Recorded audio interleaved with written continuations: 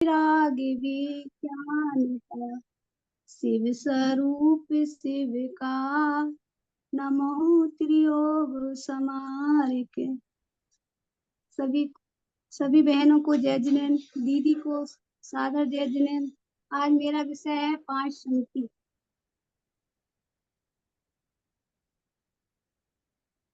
बिट्टू, ये मेरा क्या हो गया? आ रहा है, आप आना बोलिए। दीदी, अभी रुक जा, इसमें तो बोलना है। इसमें तो देख क्या होगी, क्या हो जाता बार बार।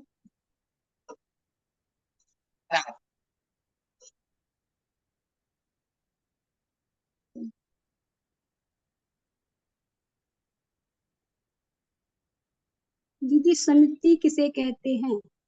चलने फिरने में, बोलने चालने में, आहार ग्रहण करने में, वस्तुओं को उठाने धरने में और मलमूत्र निक्षेपण करने में यत्नपूर्वक सम्यक प्रकार से प्रवृत्ति करते हुए जीवों की रक्षा करना समिति है। समिति 2 प्रकार की होती है, निश्चय समिति, व्यवहार समिति। निश्चय समिति सम्यक प्रकार से प्रवृत्ति का नाम समिति है। निश्चय ने की अपेक्षा अनंत ज्ञानादि स्वभाव धारक निज आत्मा है, उसमें सब भले प्रकार अर्थात समस्त रागादिक भावों के त्याग द्वारा आत्मा में लीन होना, आत्मा का चिंतन करना, तन्मय होना आदि रूप से जो गमन अर्थात परिणमन सो समिति है। व्यवहार समिति प्राणी पीड़ा का परिहार के लिए सम्यक प्रकार से प्रवृत्ति करना समिति है। गमनादि कार्यों में जैसी प्रवृत्ति आगम में कही है, वैसी प्रवृत्ति करना समिति है। प्राणियों को पीड़ा न होवे ऐसा विचार कर दया भाव से अपनी सर प्रवृत्ति जो करना हो है व्यवहार समिति है। व्यवहार समिति से ईर्ष्या समिति आदि 5 समितियों के द्वारा सम्यक प्रकार अर्थात प्रवृत्ति करना सो पंच समिति है।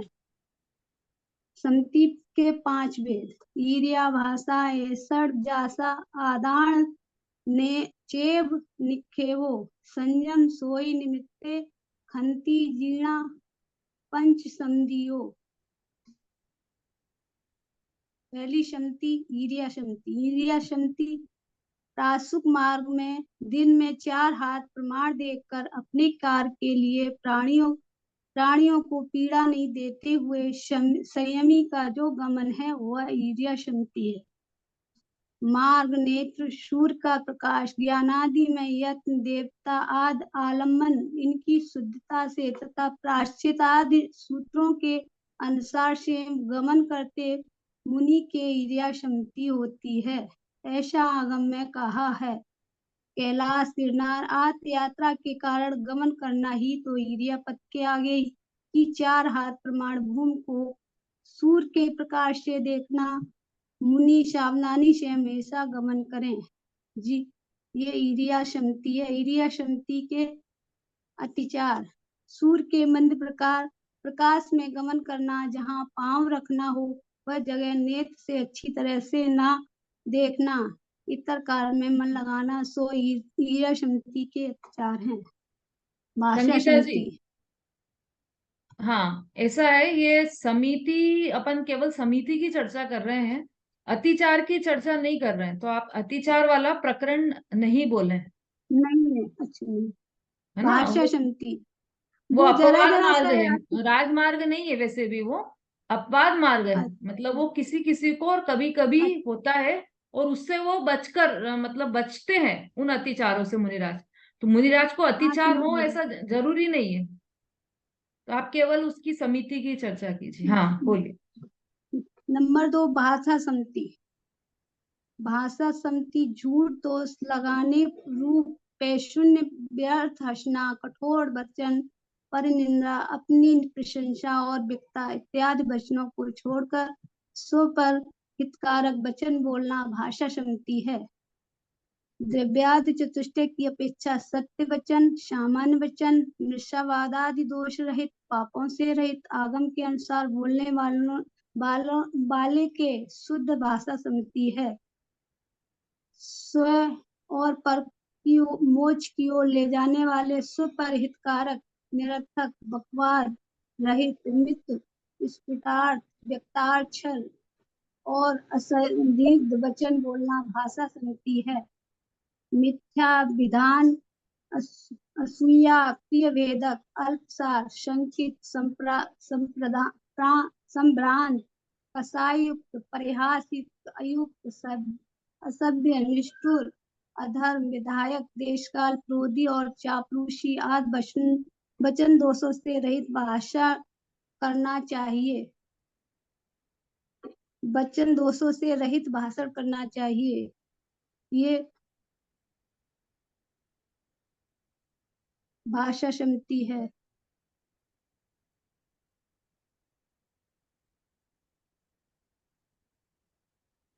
ऐसा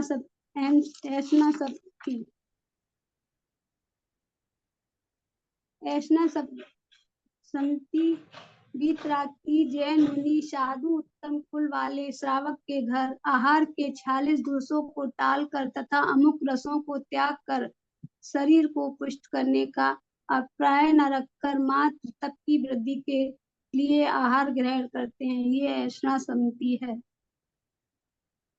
आहार आदान निक्षेपण समिति, जो वस्तु लेनी है अथवा रखनी है वह लेते समय अथवा रखते समय इसमें जीव है या नहीं इसका ध्यान नहीं करना तथा अच्छी तरह जमीन व वस्तु स्वच्छ न करना आदान निक्षेपण समिति के जी कहाँ पर पहुंची सॉरी दीदी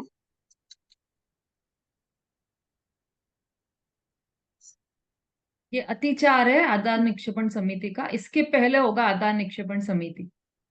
हाँ, ज्ञान के उपकरण, संयम के उपकरण तथा सोच के उपकरण व अन्य साथरे आदि के निमित्त उपकरण इनका यत्न पूर्वक उठाना रखना वह आदान निक्षेपण समिति है। ग्रहण और रखने में पीछी कमंडल आदि वस्तु को तथा वस्तु के स्थान को अच्छी तरह देखकर पीछी से जो शोधन करता है वह भिक्षु कहलाता है। यही आदान निक्षेपण समिति है। शीघ्रता से बिना देखे अनादर से बहुत काल से रखे उपकरणों का उठाना रखना स्वरूप दोषों का जो त्याग करता है उसके आदान निक्षेपण समिति होती है। नंबर आदान निक्षेपण की प्रतिष्ठापन समिति, एकांत स्थान, अचित स्थान, दूर छिपा हुआ बिल तथा छेद रहित चौड़ा और जिसकी निंदा व विरोध न करे ऐसे स्थान में मूत्र विष्ठा आदि देह के मल का क्षेपण करना प्रतिष्ठापन समिति कही गई है। दावाग्नि में दग्ध प्रदेश, हलकर जुता हुआ प्रदेश, मशान भूमि का प्रदेश, खार सहित भूमि, लोग जहाँ रोके नहीं ऐसा स्थान, विशाल स्थान, जीवों कर रहित स्थान, जन रहित स्थान, ऐसी जगह मूत्रादि का त्याग करें। विष्ठा, मूत्र, कफ, नाक, मैल आदि को हरे तृण आदि से रहित प्रासुक भूमि में अच्छी तरह देख कर निक्षेपण करें। रात्र में आचार के द्वारा देखे हुए स्थान को आप भी देखकर मूत्रादि का क्षेपण करें। यदि वहाँ सूक्ष्म जीवों की आशंका हो तो आशंका की विशुद्धि के लिए कोमल पीछी को लेकर हथेली से उस जगह को देखें। यदि पहला स्थान अशुद्ध हो तो दूसरा, तीसरा आदि स्थान देखें। किसी समय रोग पीड़ित होके अथवा शीघ्रता से अशुद्ध प्रदेश में मल छूट जाए तो उस धर्मात्मा साधु को प्रायश्चित न दें। उसी कहे हुए क्रम से प्रतिष्ठापन समिति भी वर्णन की गई है। उसी क्रम से त्यागने योग मल मूत्रादि को उक्त स्तनडिल स्थान में निक्षेपण करें। उसी के प्रतिष्ठापन समिति होती है। दीदी यही जय दीदी। हाँ, बहुत अच्छा संगीता जी, सही बोला आपने। पांचों समिति ईर्ष्या, भाषा, ऐष्णा, आदान निक्षेपण और प्रतिष्ठापन समिति, पांचों का ही अलग अलग वर्णन बहुत अच्छा किया आपने। सबको समझ में आया होगा? आया कि नहीं आया? सुनाई दिया कि नहीं सबको? नहीं सुनाई दिया किसी को भी? आवाज नहीं आ रही थी संगीता जी की किसी को भी? आ रही नहीं थी आ तो रही फिर थी। ताली तो नहीं बजाई आप लोगों ने, इतनी अच्छा समिति का वर्णन किया उन्होंने। बहुत अच्छा संगीता जी। अच्छा, इसी देखते हैं किसने किसने सुना है। समिति किसे कहते हैं, कौन बताएगा?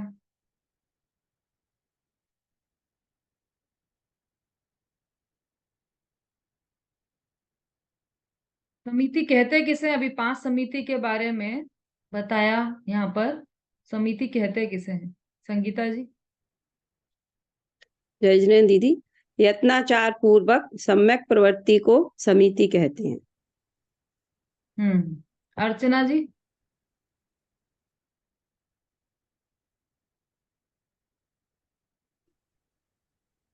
जीवों की हिंसा से बचने के लिए यत्नाचार पूर्वक गमन करने की प्रवृत्ति को समिति कहते हैं।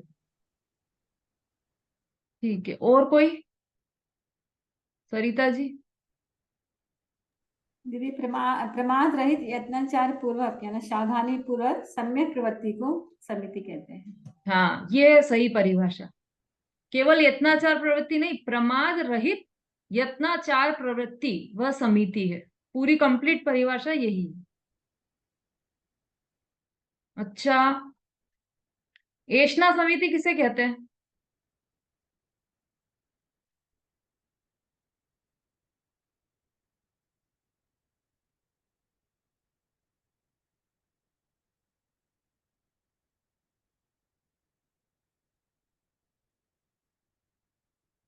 रंजना जी?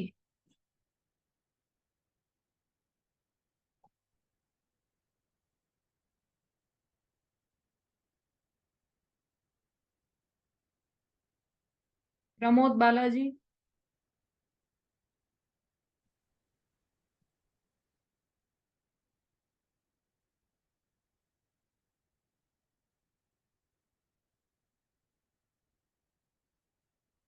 एसवी जैन?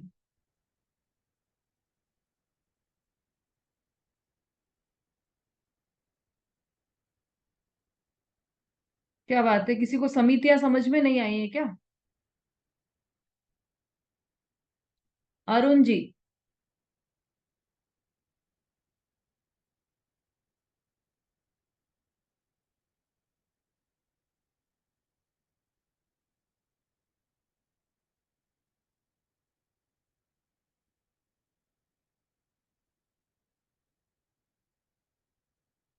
अंजू जी? जय जिनेन्द्र दीदी, हम्म 40 दोष और 32 अंतराय को टालकर जो श्रेष्ठ शावक के घर मुनिराज जो मतलब जो निरंतराय आहार करते हैं उसको एष्ठा समिति कहते हैं। बिल्कुल सही, बहुत अच्छा। प्रतिष्ठापन समिति किसे कहते हैं?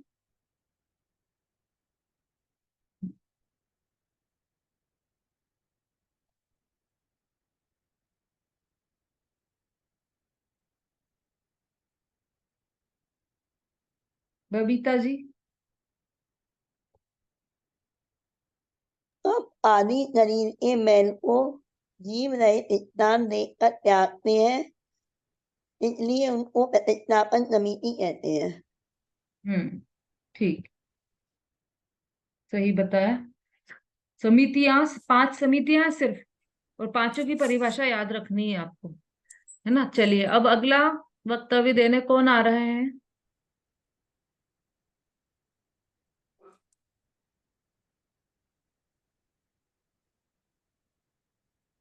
हाँ, राखी जी आप आ गए ना?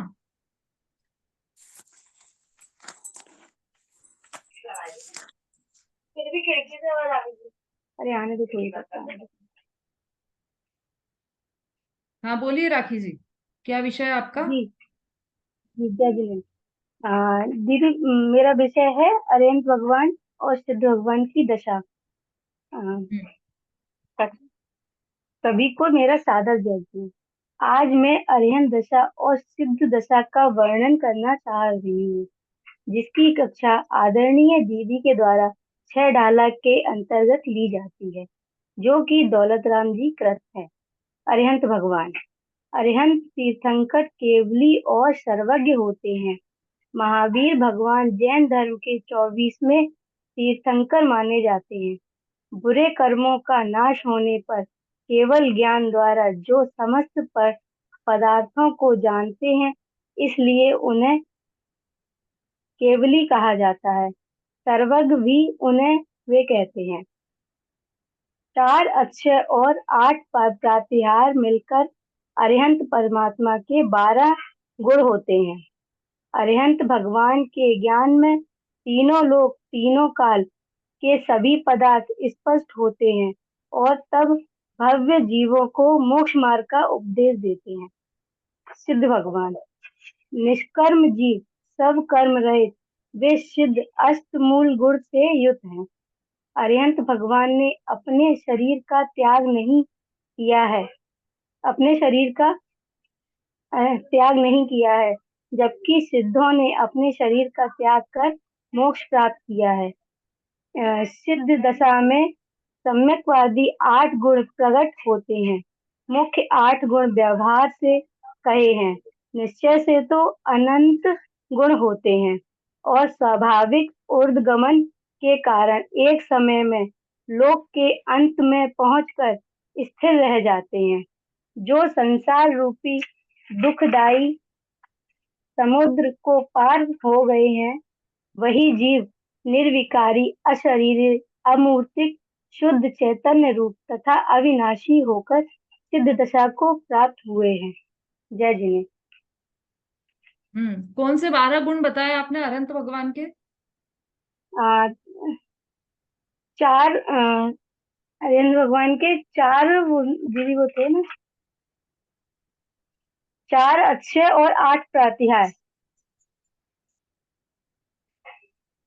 नहीं, कहाँ से लिखा है आपने ये? पढ़ा है फिर से दीदी बोल। हमने कहीं, हाँ, पढ़ा था कहीं। फिर से बोलिए, क्या क्या बोले हैं आपने? अरिहंत 4 अक्षय और 8 प्रातिहार मिलकर अरिहंत परमात्मा के 12 गुण होते हैं। गलत है क्या? हाँ, 12 नहीं होते हैं। देखो यहाँ पे सब बताएंगे, सबको पता है और ये क्लास में भी चर्चा चल चुकी है। देखो कौन बताएगा? सरिता जी। जी दीदी, अनंत भगवान के 46 गुण होते हैं। 10 कौन कौन से?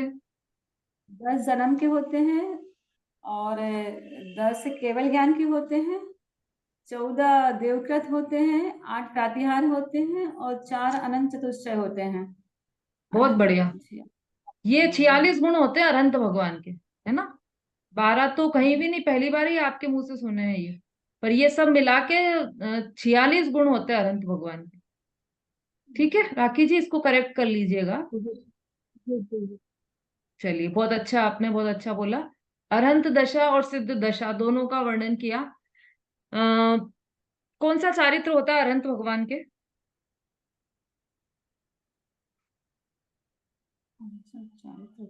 चारित्र होता है। समता भाभी। जय जिनेन्द्र दीदी, स्वरूपाचरण चारित्र।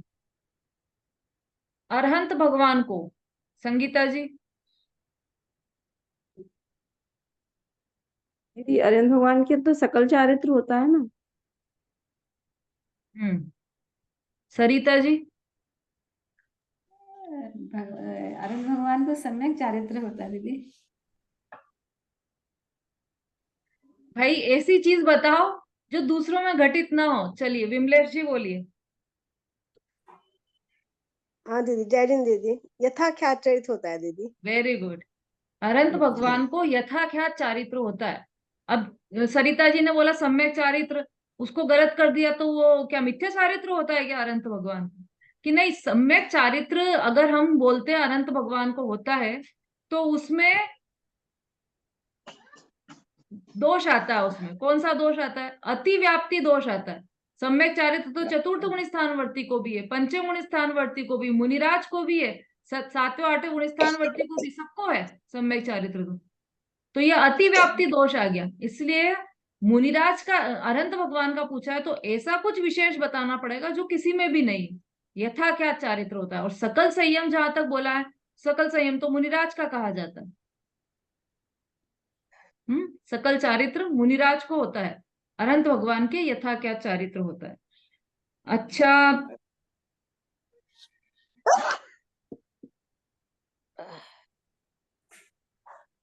सिद्ध भगवान की जो चर्चा अपन ने की थी, तो सिद्ध भगवान के कितने गुण होते हैं? 8। ठीक है, उत्तर आ गया। अगला प्रश्न है, सिद्ध भगवान के कितने गुणों की शुद्ध पर्याय प्रकट होती है? 8 गुणों की, 8 गुणों की।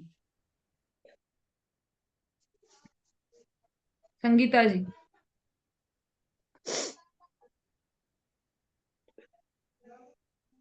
दीदी 8 गुणों की पर्याय होती होगी प्रकट। समता भाभी। वैसे तो मुख्य 8 गुणों की होती है।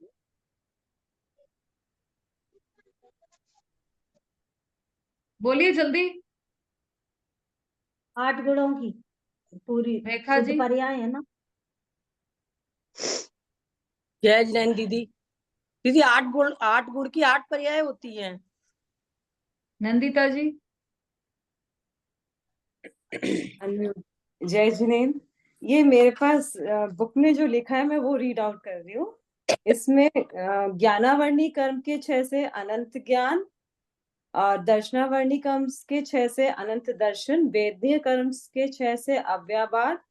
प्रश्न ये नहीं है मेरा, प्रश्न नहीं है ये मेरा प्रश्न ये है कि सिद्ध भगवान के कितने गुणों की पर्याय शुद्ध होती है, सिर्फ इतना सा प्रश्न है। केवल 8 वो बता, डिजिट्स बताना है आपको। अनंत गुणों की पर्याय शुद्ध है। हाँ, तो फिर पहले क्यों गलत बोला? अनंत गुण है, अनंत गुणों की पर्याय शुद्ध हो गई है सिद्ध भगवान की, 8 गुणों की नहीं। ये कितनी बार अपनी क्लास में चर्चा चल चुकी है। 8 गुण तो मुख्य कहे, बाकी सभी गुणों की उनकी तो शुद्ध पर्याय प्रकट हो गई है, तभी तो वो सिद्ध भगवान हुए। सिद्ध भगवान में और संसारी में यही तो अंतर है। सिद्ध भगवान में और साधक दशा में यही तो अंतर है कि सिद्ध भगवान के तो संपूर्ण जितने अनंत गुणों की पर्याय शुद्ध प्रकट हो गई। मतलब जैसा जीव द्रव्य है वास्तव में वैसा ही पूरा प्रकट हो गया है सिद्ध भगवान के। तभी तो मैं सिद्ध समान हूं ऐसा बोला। ऐसा नहीं बोला कि मैं अनंत समान हूं, ऐसा नहीं बोला कि मैं मुनिराज के समान हूं। आत्मा को किसकी उपमा दी है? सिद्ध भगवान की तरह मैं द्रव्य, जीव द्रव्य हूं, सिद्ध भगवान की तरह आत्मा है। क्यों कहा ऐसा? क्योंकि सिद्ध भगवान की सारी अनंत गुणों की पर्याय शुद्ध हो चुकी है, केवल 8 गुणों की नहीं हुई है। 8 गुण तो मुख्य रूप से गिना दिए गए, अनंत गुणों की शुद्ध पर्यायों का परिणमन सिद्ध भगवान के चल रहा है। आपने जो नोट्स लिखे हैं, जिन्होंने नहीं लिखे हैं वो तो भाई गलती है ही उनकी, लेकिन जिन्होंने लिखे हैं वो अपने नोट्स पढ़िए उठाकर। एग्जाम आने वाली है ना कल आपकी, कल एग्जाम रहेगी आप लोगों की, तो आपको वो नोट्स पढ़ना पड़ेंगे। और किसने डाले हैं उस पे? विशु जी ने डाले हैं, किसने डाले हैं? रेखा जी ने डाले हैं ग्रुप में, तो वो पढ़िए आप। क्लासेस रिवीजन सुन लीजिए टेलीग्राम पर। चलिए, सिद्ध भगवान की भी चर्चा हो गई, अनंत भगवान और सिद्ध भगवान, इसमें कोई किसी को कुछ कंफ्यूजन तो नहीं है दोनों में? सिद्ध भगवान कितनी देर में सिद्ध बन जाते हैं? सिद्ध भगवान का काल क्या है? दी मैं बताऊं? एक समय रेखा जी बोलिए। दीदी एक समय में, यानी अरे फिर से अनम्यूट कीजिए। दीदी एक समय में यानी कि एक पलक झपके ऐसे, मतलब अनंत बार होता है वो एक समय। जैसे अपन एक पलक झपकाते इसमें मतलब एक समय होता है, मतलब कह नहीं पाएंगे। हाँ तो कहिए भी मत, जितना पूछा उतना ही बोलिए, बस एक समय में, ठीक है? हाँ, एक समय में छिन्न माही, तो एक समय में अष्टम भू पर चले जाते हैं। अष्टम भू का नाम क्या है?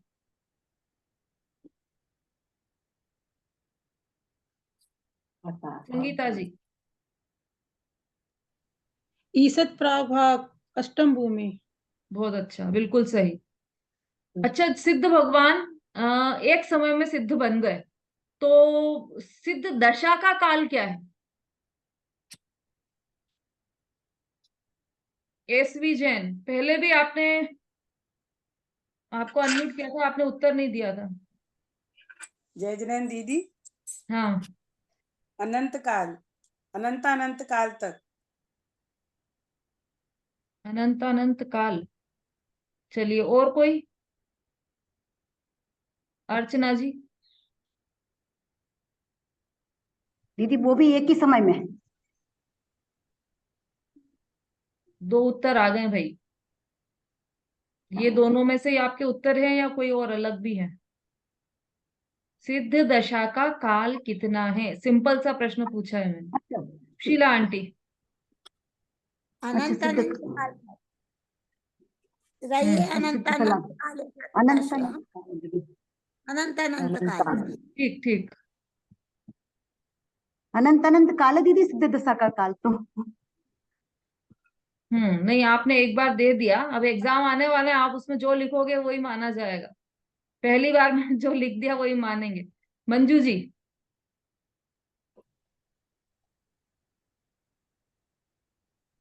जजमेन दीदी। दीदी अनंत काल के लिए हो जाते हैं वो। मैंने प्रश्न ये पूछा है कि सिद्ध दशा का काल कितना है। प्रश्न थोड़ा सा आप लोग है ना एग्जाम में भी ध्यान से पढ़ना और यहाँ भी ध्यान से सुना करो। प्रश्न क्या पूछा है? विमलेश जी बोली। दीदी अरहंत दशा प्राप्त करने के पश्चात जब केवल ज्ञान हो जाता है, उसके बाद जितना उनको गुणों जो गुण है कि अब उनके दोष रह गए, 4 अघातिया कर्मों का नष्ट हुआ, कोई समय अरे निश्चित अरे नहीं होता अरे दीदी। अरे, आप तो निबंध बोल रहे हो। बस मैंने केवल एक प्रश्न पूछा, उसका उत्तर देना है। चलिए, समता भाभी लास्ट आपसे पूछ लेते हैं, बोलिए।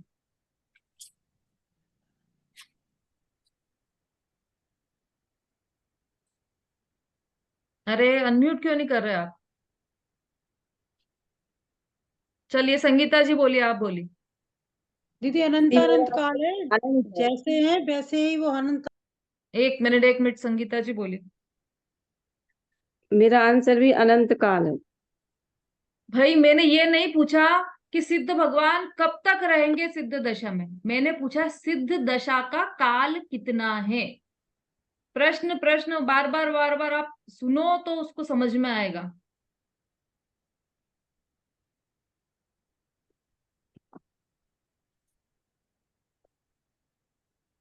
चलो कोई बात नहीं, वो तो मैं ही एक बता बार देती हूँ। सिद्ध रहेंगे ना। हाँ तो रहेंगे ना, किसने मना किया? अरे एक समय तो सिद्ध बनने का काल है, सिद्ध बनने का काल है। हमने पूछा सिद्ध दशा का काल कितना है। तो ये जो जिन्होंने जिन्होंने उत्तर दिया है ना कि अनंत अनंत काल तक, वो सब सही है, लेकिन पूरे सही नहीं है वो। जिन्होंने अनंत एक समय दिया वो तो गलत ही है, क्योंकि सिद्ध दशा का काल एक समय नहीं है, अनंत काल है। लेकिन अनंत काल भी दिया है, वो उत्तर पूरा सही नहीं है। पूरा उत्तर है सादी अनंत काल तक सिद्ध दशा में रहेंगे वो। अनादि से सिद्ध थे क्या? अनादि से नहीं थे, अब सिद्ध बने हैं। तो सादी और अनंत काल, ये है सिद्ध दशा का काल। समझ में आ रहा है? सादी मतलब जिसकी आदि तो नहीं है लेकिन अभी प्रारंभ हो रहा है, सादी। और इसका अंत नहीं है, वो अनंत, मतलब प्रारंभ तो है उसका लेकिन अंत नहीं है। तो सादी अनंत काल तक सिद्ध दशा में रहेंगे।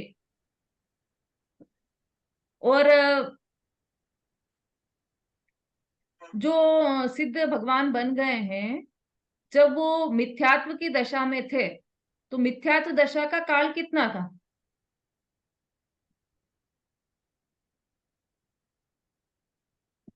जब तक। सरिता जी। दीदी वो भी आदि अनंत बोलना चाहिए उसको। अनंत मैंने मिथ्यात्व का काल भी तो अनंत काल से तो मिथ्यात्व में होंगे वो भी तो। देखो जो बीत गया है ना काल, उसको बोलते हैं अनादि, और जो आने वाला है वो होता है अनंत। भूतकाल और भविष्य काल में ये अंतर रहता है, पहले तो ये समझ लो। ठीक है, अब बताओ कि जो सिद्ध भगवान है वो मिथ्या दृष्टि थे, तो उनकी मिथ्यात्व दशा का काल क्या था? अनादि, अनादि होगा, अनादि काल। और अनादि शांत। उत्तर अधूरा है ना उत्तर। दीदी अनादि शांत। अनादि शांत, ठीक है, अब सही बोला आपने। अनादि शांत, अनादि से था लेकिन अब नहीं है, तो उनकी मिथ्यात्व दशा अनादि होके शांत हो गई। अच्छा, आत्मा का काल कितना है? आदि अनंत, आदि अनंत। नहीं, एक मिनट, जिससे पूछे आत्मा का काल कितना है?